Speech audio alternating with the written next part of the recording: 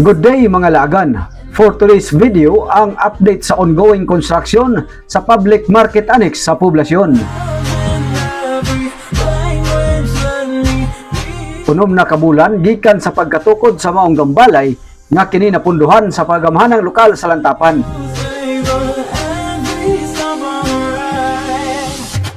Una pa gisugdan ang trabaho, gipaagi usa kini sa lumadnong pangampo nga sa kanunay pangaliya alang sa kalampusan sa konstruksyon hangtod na sa tinguha nini alang sa tigpatigayon.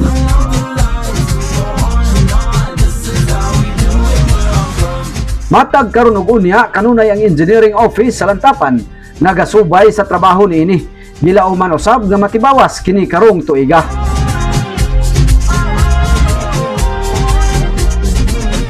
Og kining inyong sulugoon na kanunay nagahulagway kung unsanay tingusbawan sa trabaho, ilabi na nga ang alokasyon niini sa lungsod for completion sa proyekto.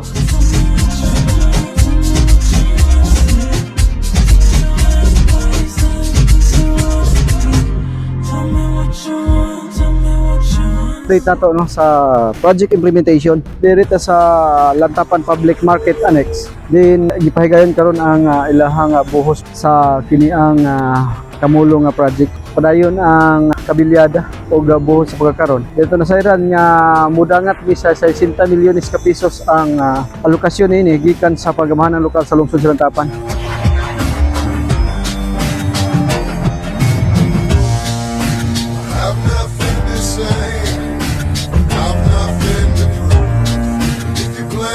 Din ang tinguha usab nini nga laing public market nga maoy at plihan sa ato ang mga tigpatigayon no? Pero wala pa ta masayod kung unsa ang posibleng ma-display diri sa public market annex. Din karaan ng merkado publiko diri sa lungsod nga gidevelop sa karon kay sumala pa sa nasayran na kung dili kini ma-develop isip public market posible kining bawion sa ato ang donors sa maong luna.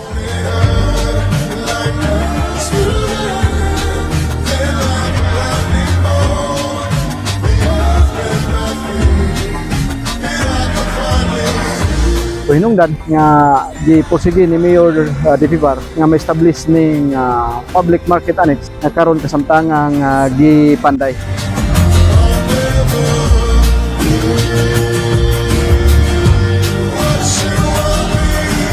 Patungod kauban gyapon sa pagkakaron ang ato ang municipal engineer mo'y direct supervisor pod nining maong proyekto. Kauban na si Engineer Rico Mahusay ug si Engineer Hamlan nga nausab kabahin sa monitoring sa maong project.